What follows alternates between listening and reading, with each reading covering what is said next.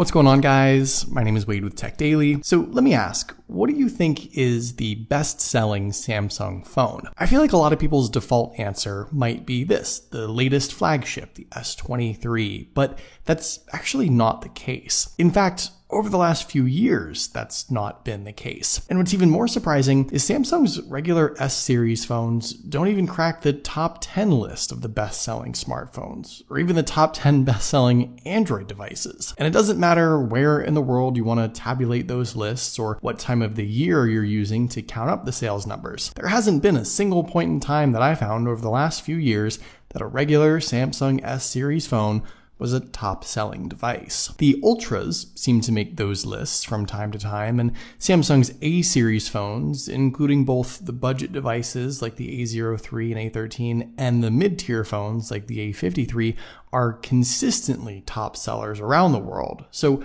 why aren't people buying this phone? I think it's a pretty good device with a lot of great features. Sure, the S-series hasn't changed a whole lot the last 2 or 3 years, and the price is still pretty high. And those budget and mid-tier devices I mentioned actually have a lot of similar features now to this phone. So I guess I'm starting to answer my own question, but I also want to hear from you. Have you purchased a new Samsung smartphone recently? If so, which one? And if not, how come? Let me know in the comments. In the meantime, I'm going to go over everything you need to know about this new S23 now that it's been out for more than a month or so. I'll talk about the very small upgrades this phone received, what I think it does well, the things I wish that were better, and hopefully this will help you decide if maybe you'll be one of the dozens of people who end up buying an S23 this year. And by the way, if you happen to be shopping for a new wireless carrier as well, I'd highly recommend checking out Tello. I've been using them for the last 6 months now, and they've been amazing. Tello offers affordable and customizable phone plans, so you pay for exactly what you need only when you need it. Tello offers unlimited data plans starting at just $29 a month, which is super affordable compared to the big name carriers. They provide nationwide 4G LTE and 5G coverage, so you get the same great service as those big wireless companies at a fraction of the cost. You also get additional things like free hotspot and Wi-Fi calling and international calls to more than 30 countries. There's no extra fees and no commitments. You can cancel your plan at any time or make adjustments to it on the go, which I really like. And Tello also makes it super easy to just use your current phone on their network. Most GSM or unlocked devices are eligible, and you can check their website to see if you're compatible. Tello offers the most flexible and affordable phone plans out there, and they're also highly rated by their current customers, me included. Create a custom plan and see how much you can save at Tello.com, or click the link in the video description below. And thanks so much to Tello for sponsoring this video. So one of the first things that I think still gets overlooked on this regular S23 is its size. In a world of Ultras and Maxes, the 6.1-inch form factor is small by today's standards, but that I think is what makes it so great. It's compact and comfortable both in your hand and in your pocket, and one-handed use for scrolling, typing, or picture taking is easy. I actually don't know of many other devices that are smaller than this now, the Asus Zenfone 9 and the Google Pixel 6a, but most everything else out there nowadays is 6.5 inches and above. Samsung opted to just barely alter the look of this phone for 2023, and you'd probably be forgiven if you thought it was exactly the same. They mostly just refined the camera bump area again, but this is easily the simplest and cleanest look we've ever had. You still get the premium frosted glass back and polished aluminum frame that just barely justifies its high price point, at least with the build materials. I just wish Samsung would go back to offering some fun colors with these phones. This lavender is about as interesting as it gets, and honestly it's closer to a whitish pink than anything else. We've got army green, black, and this sort of off-white color as your only other options. It's all just super boring. Nothing else physically has changed about this phone. Same old buttons, same lack of a headphone jack, and no expandable storage. It has a SIM card tray though, which coming from my eSIM iPhone woes, this is honestly just nice to still have. It's easy to set up, easy to swap out. It still has eSIM options, but you aren't forced to use it. When it comes to the screen and the viewing experience, the S23's 6.1-inch dynamic AMOLED panel is now brighter than ever, with auto brightness peaking at about 1750 nits versus 1300 nits last year, and the user-controlled brightness maxing out at 1200. Besides that though, the color, clarity, and rest of the screen specs remain basically the same. It's still just a 2340 by 1080 resolution screen, and I say just because the Ultra is the one with the QHD resolution and, well, the S20 from 3 years ago, but that's not important to mention. The screen is plenty sharp, especially at this size. You get 425 pixels per inch, and no matter how close you look, everything is crisp. It's also a very bold and vibrant display, same as years past, and you can opt for some slightly different color profiles and settings if you'd like. And of course, this is a 120Hz adaptive high refresh rate display, which gives you that silky smooth and super responsive look and feel. And I feel like a lot of people have mentioned this before, but this phone does feel very fast, whether it's a more responsive or smoother display or just better performance with the internal specs. Between the regular S series and the Ultra, these are certainly the snappiest Samsung phones I've played around with in a while. But all in all, if you're looking to be wowed by a brand new display or even want the highest specs and best picture, this phone is fine, but there are other Android devices like the Ultra and some new gaming devices that offer both a higher resolution and a greater refresh rate. As far as I know, the out loud listening experience on this phone remains unchanged as well. You still get a dual speaker setup with one dedicated speaker at the bottom and one secondary speaker in the earpiece. I sort of wish Samsung would just commit to 2 full-size dedicated speakers on the top and bottom like some other smartphones have, or at least go back to emphasizing audio like they used to do with AKG, but for this phone, there's really nothing wrong.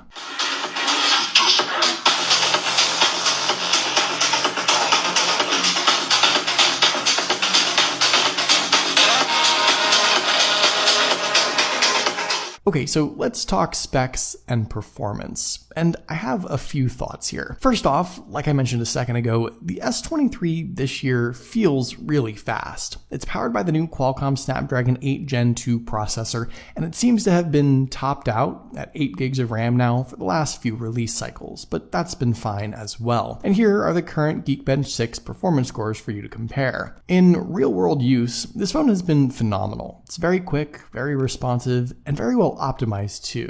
I think another element to this equation is Android 13 and Samsung's One UI 5.1. I honestly feel like their biggest competition in the space is Google's Pixel software experience, at least for performance and optimization. And the years of gimmicky, bloated Samsung software seem to be long gone. This is now just a relatively minimal and streamlined Android experience, albeit still very Samsung, and it seems to me like they've put almost as much emphasis on updates as Google has. The single biggest thing still holding this phone back, I think, is the support, or lack thereof, the longevity. Samsung says they'll give the S23s 4 major Android updates in the coming years, and an additional year of security patches beyond that, and that's great. You at least know the $800 or more you fork over for this phone will be spread out across a greater time frame than some previous Samsung phones from a couple of years ago. But when Apple still offers iOS 16 on their iPhone 10, which came out in the fall of 2017, it still feels like Samsung leaves its customers of yesterday with very little value. To make a somewhat fair comparison,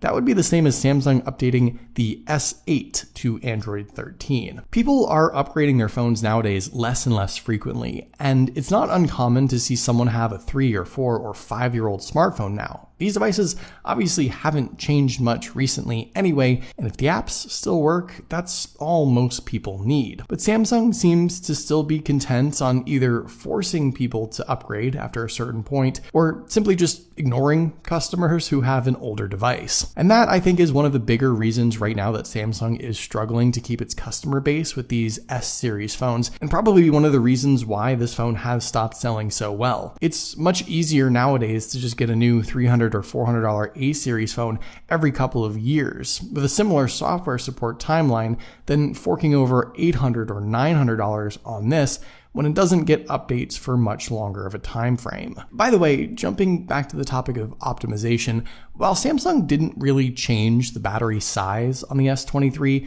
this phone I found does last quite a bit longer than last year's S22. The thing about small phones is that they tend to have small size batteries. This one has a 3900 mAh battery inside, which yes, technically is a tiny bit larger, but during day-to-day use, I've been getting 7 to 8 hours of screen on time at least, sometimes beyond that, with no special settings or lower refresh rate. The phone learns as you go, and I think One UI and Android have gotten better at truly optimizing battery life. So that's great, and this is a small phone that is an all-day device. The downside for the S23 specifically is that this phone supports only up to 25 watts of wired charging speeds. The S23 Plus and S23 Ultra can charge with 45 watts of power, but the average person would never know that because you don't get any charging brick in the box, and most people still just use some random USB-A plug they've been carrying around for the last 5 years. So charging speeds, at least on Samsung phones now, are essentially irrelevant, as harsh as that sounds. While other Android smartphones are pushing the limits on speed, Samsung is not only not even emphasizing it anymore, but not even informing their customers on the best way to charge the devices, or even offering them the bare minimum accessories to do so. Finally, let's talk cameras. Now, on the one hand, there's actually not a lot to say here, simply because Samsung didn't really upgrade the cameras on the S23 this year, which is weird. It seems like camera tech is the only thing these smartphone makers have been worrying about recently, but this S23 gets essentially the same 50 megapixel main lens, 10 megapixel telephoto lens, and 12 megapixel ultra-wide lens as last year. The selfie camera, I guess, has a few more megapixels to mention, 12 megapixels versus 10 on last year's phone, but generally speaking, this is essentially the same camera hardware, powered by the same camera software and features as last year. Are there some improvements to the real-world results? Sure, I think these pictures look really sharp. I'd recommend shooting in the 50 megapixel mode if you want as much detail as possible, and with low light and nighttime shots, it seems to me like you get a little less noise and a more balanced looking picture. The actual action of taking a nighttime shot, the shutter and processing, is also faster too. I think that's again due to the Snapdragon 8 Gen 1 chip, but as weird as it sounds, for the first time in a while, I can confidently say that if you have last year's S22, you aren't missing out on anything with this year's S23 when it comes to the cameras. And it's been a long time, really, since I've been able to say that. And one last thing I just want to mention, I know there's been a lot of talk about Samsung faking their super zoom moon pictures on the S23 Ultra, and well, this phone seems to do the same thing. The moon is always facing us from the same side, it always looks the same, so basically the phone recognizes the moon as the subject and puts a moon image mask over the bright blobby white light that the phone picks out. I mean, this is a great picture, but I think it's a little too good, right? Smartphone pictures and videos always have that extra processing to give you the best looking shot possible. But the difference between a regular nighttime image that's been enhanced to the best of the phone's ability versus this crystal clear shot of the moon makes it obvious that Samsung does some funky things. And I think that's just a product of them advertising the super zoom moon pictures so much over the last couple of years that they backed themselves into a corner and wound up overcompensating just to try and impress people. So overall, the S23 no doubt is a solid device. It's sleek, it's powerful, with a bold, bright display and great camera setup. There's just not much that's new compared to last year. And I think that's one of the reasons why so few people will end up buying it. With nothing really new, it's also hard to justify the price point, especially when last year's phone, renewed on Amazon, is like half the price right now. And if you wanted a new Samsung phone,